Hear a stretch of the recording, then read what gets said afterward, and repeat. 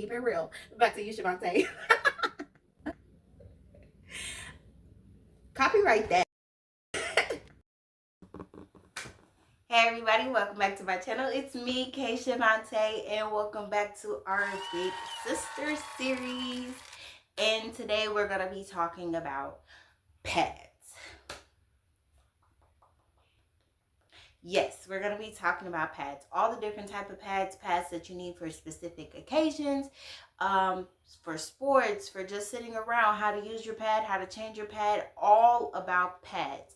This video is again for the younger girlies between 10 and 14 who are experiencing their first period and or is still having a period and not really sure what's going on. This is me going ahead and reaching out to you and telling you all the tidbits, information that I've learned over my years while having my first period. So let's get into it. Okay, first things first, there are many different types of pads, and some of these pads you've actually seen in your mother's bathroom, under the sink, at a friend's house, laying around the home, whichever one. You've definitely seen some pads and you know what a pad looks like. But just in case you don't, I'm just going to go ahead and post just a few pads, and basically we're going to go in detail on what each pad does. So you have your regular pads. I forgot to mention that anytime you see any symbol like that on a pack of pads, that just shows you how long your pad will go from front of your underwear to the back of your underwear. Depending on your comfortability of how much coverage you need, you will go from the smallest on the left-hand side and the longest on the right-hand side. The shaded pad from left to right is showing you which size you are getting. You have your sporty pads. These are basically ultra thin pads. You have panty liners, then you have pad with wings, pad without wings, overnight pads, or je ne sais quoi diapers.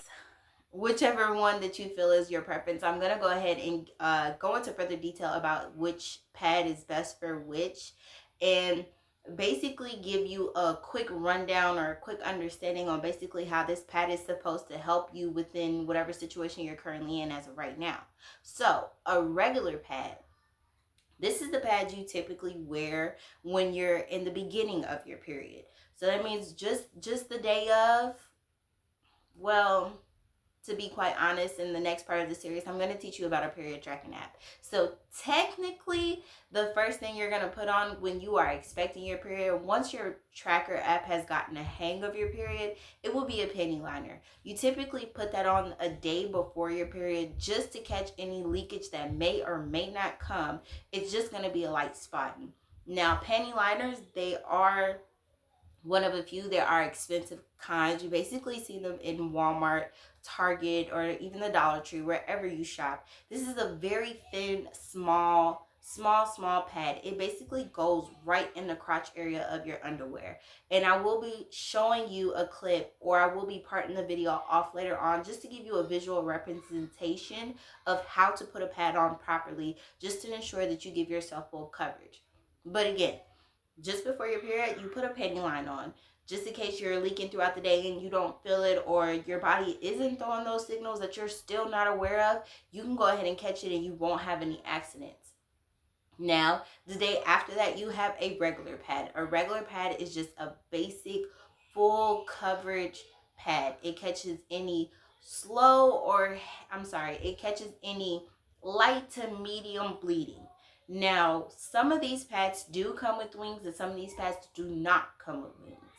As my personal suggestion as your big sister, I always advise you to go with a pad with wings, just because it is more comforting to you. Now the next thing that we're going to talk about is the type of brands. Now, me personally, even though I am a grown woman, I do not mind buying Walmart Equex brand pads or Stay Free. There's no point in going the extensive mile of buying an expensive pad when I only have to experience this for 7 days, maybe for a month. It's just no point to me. But feel free to shop within your family's budget, or within your budget that you have as a young girlie that does make her own money, it's up to you.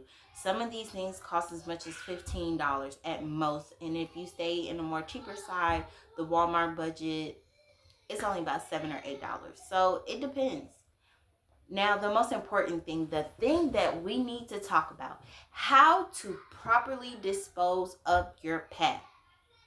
Now, we haven't talked about tampons because I would hope as a young girl your age, you do not have any desire to have a tampon. But if you want to hear a video about that, please feel free to comment it in the comment section below.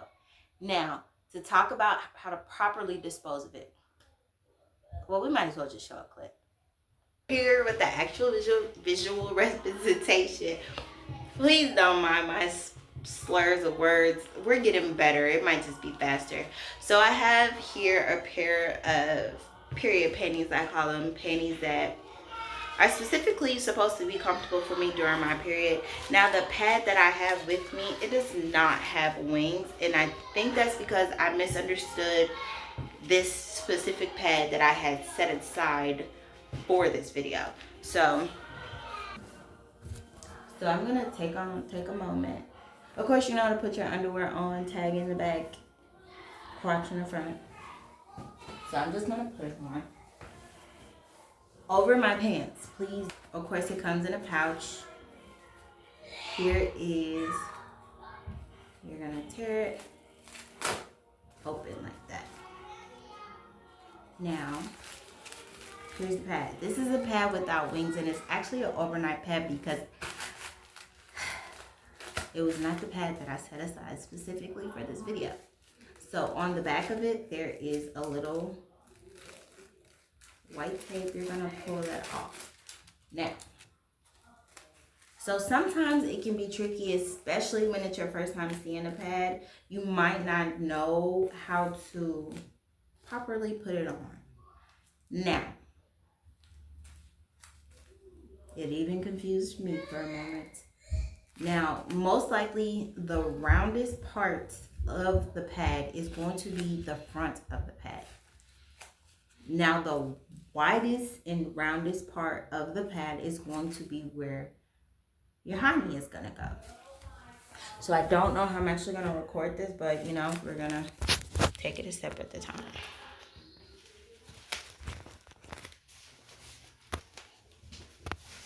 So you're going to try to align this part of the pad and that part of the pad with the lines. So we're going to align that with the back. We're going to press down and line it with the front. See? Very simple. And if you have a pad with wings, they're typically going to be facing this way. And you're going to pull the sticker back on each side. And you're going to fold it around the back and fold it around the back. And then bam. You have successfully put on a pad. Simple. Very simple, very cute, very demure. You didn't have to make a big deal. It was that easy. Now, let's talk about how to properly dispose of this pad. So, you have it in your hand. 9 times out of 10, it's going to be blood all over it, and you're not going to want to touch it. Completely understandable, it's your own blood. But here's the pad. Let's pretend that there's blood on it. So you're going to take it and away from the blood as you possibly can. You're going to roll it. Now, it'll be easier so to roll, you're going to take both ends. You're going to push down in the pad and take the top 2 fingers and roll it over.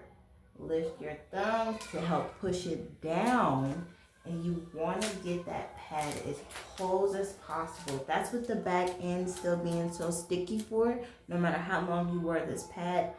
But every 2 hours, 2 to 4 hours, you need to be changing your pad. So once you got rolled together, it should be like a little Twinkie. Now, my personal, again, way of disposing of it. Now you're going to take a tissue, about 4 boxes. 1, 2, 3, 4. Still sticky. You're going to roll again. Simple. You might have this little bitty piece of tissue. Sometimes I roll it up again anyways just to keep everything together. May not. But either way, you can put it in the brown disposable bag. So if you're like me, or I'm sorry, not if you're like me, but once you get a little experience and you know how to open it just by one side, you should still have a little bitty pocket. In that little bitty pocket,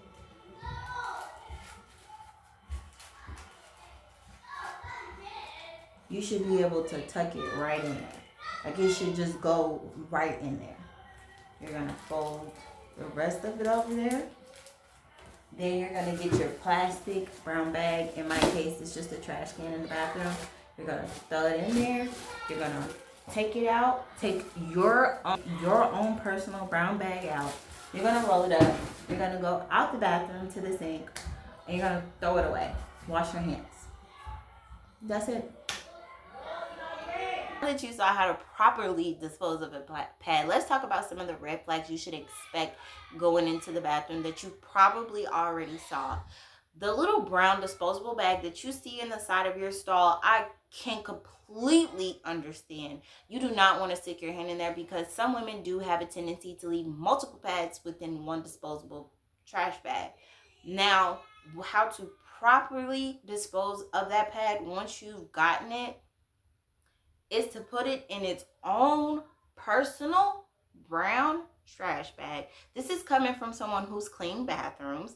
This is coming from someone who's talked to supervisors and understand how sanitation properly work with cleaning said bathrooms. Each woman is supposed to dispose of her tampon and or pad in their own personal brown bag, roll it up, and throw it in the trash can outside next to the sinks. Now, I'm not sure why most women do tend to leave these in the brown bags. I'm not sure if it's a shame moment, a lazy moment, a habit, or just unconsciously aware of whatever it is. I'm not really throwing no shame. I'm just saying, me personally, that is how I dispose of my pads. That's how I grew to learn the correct way to dispose of my pads at, I believe, 21 or 22, and have been doing it since. So I can only advise girls who are willing to listen to me and try to look at me as roll your boat, take me down the swing, Mary, Mary, Mary, Mary, every merry dream.